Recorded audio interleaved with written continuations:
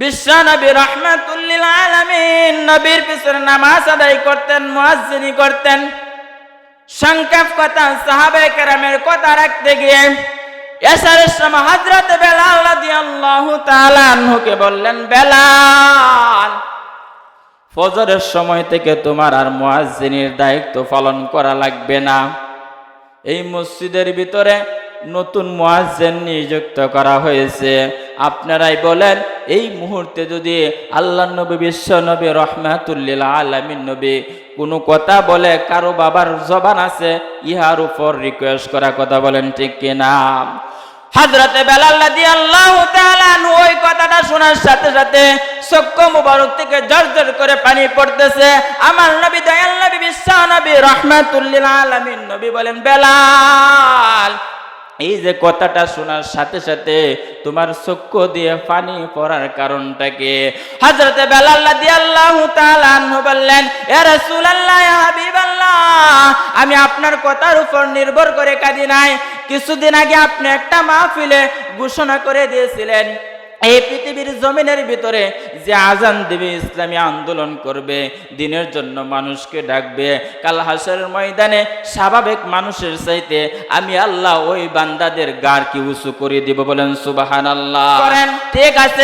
কিন্তু দেখা গেল হঠাৎ করে নতুন কিছু সাহাবায়ে কেরাম আমার নবী, দয়াল নবী, বিশ্ব নবী রাহমাতুল লিল আলামিন নবীর কাছে গিয়ে বললেন, ইয়া রাসূলুল্লাহ, ইয়া হাবিবাল্লাহ, মসজিদে নববীর মতন এমন একটা জায়গার ভিতরে হযরত বেলাল আযান দেয়, তার জবানের ভিতর লকুনতা আছে, কি করেন আযান শুদ্ধ হয় না।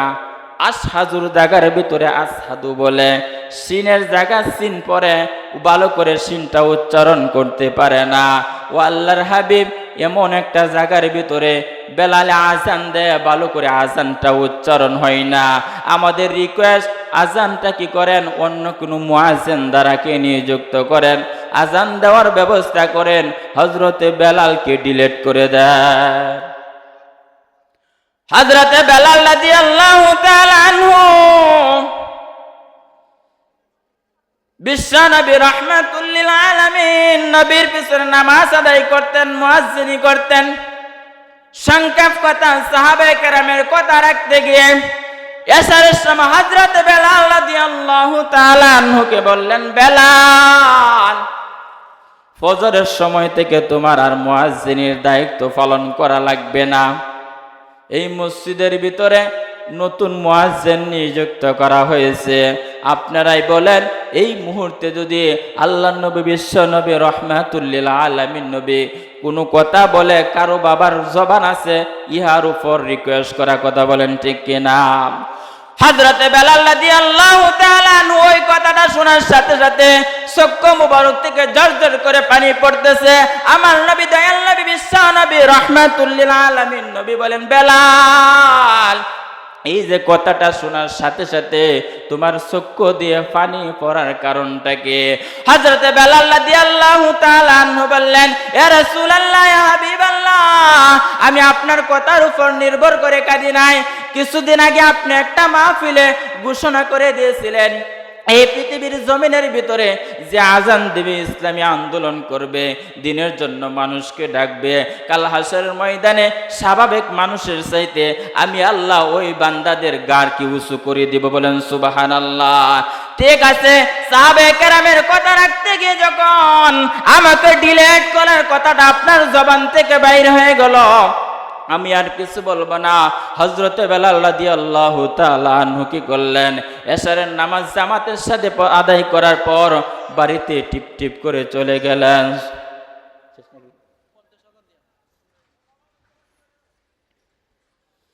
ও ভাইরা বন্ধুরা শুনুন, হযরতে বেলাল রাদিয়াল্লাহু তাআলা আনহু এশারের নামাজ জামাতে পড়ার পর যখন বাড়িতে চলে গেলেন, কোনো রিকোয়েস্ট করলেন না। গভীর রাত্র যখন হয়ে গেল, তাহাজ্জুদের সময় উঠিয়া 2 রাকাত নফল নামাজ পড়িয়া আল্লাহ রাব্বুল আলামিনের সামনে ওই ভাঙা 2টি হাত উত্তোলন করিয়া বলতেছে, প্রভু, আমার কিছু তোমার কাছে প্রার্থনা আছে, চাওয়া আছে। ওই আমার প্রার্থনাগুলো আপনারা শুনে নেন।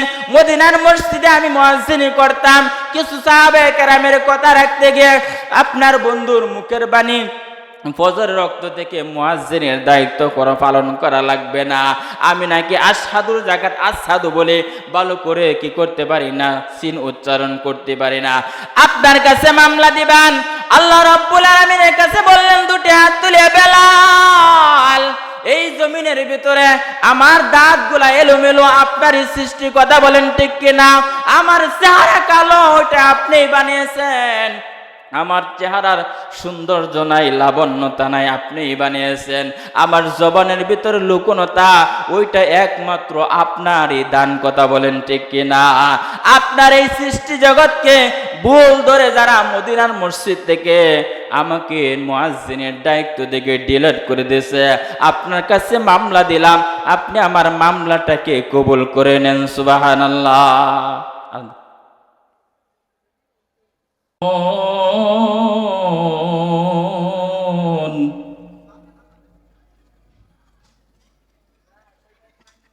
وطور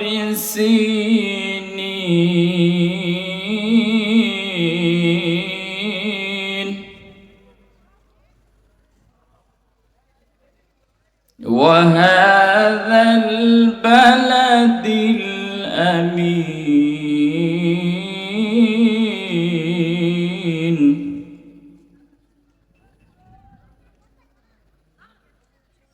لقد خلقنا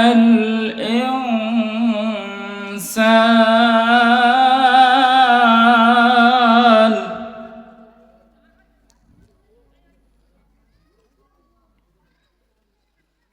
والتين والزيتون وطور سينين وهذا البلد الأمين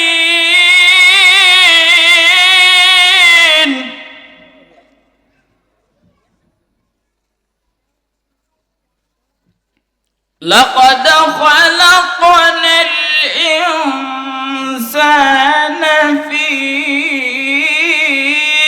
أحسن تقويم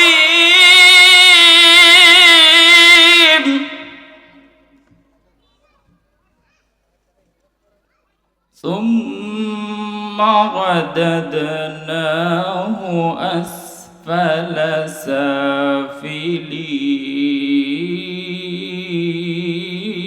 سافلين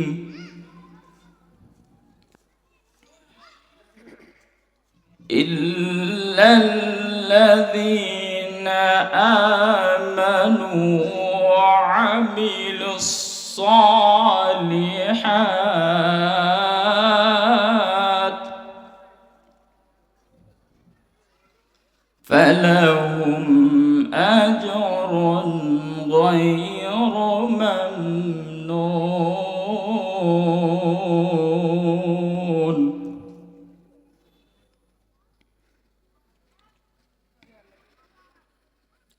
إلا الذين آمنوا وعملوا الصالحات فلهم أجر غير ممنون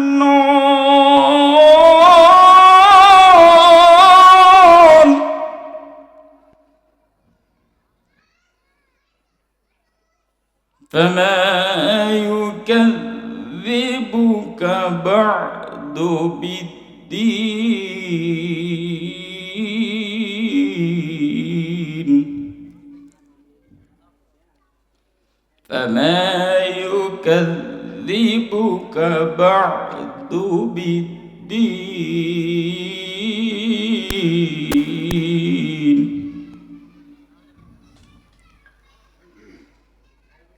فما يكذبك بعد بالدين أليس الله بأحكم الحاكمين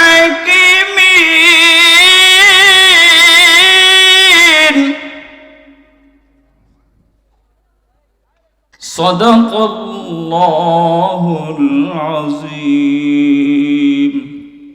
আসসালামু আলাইকুম ওয়া রাহমাতুল্লাহি ওয়া বারাকাতুহু। আলহামদুলিল্লাহ সুম্মা আলহামদুলিল্লাহ।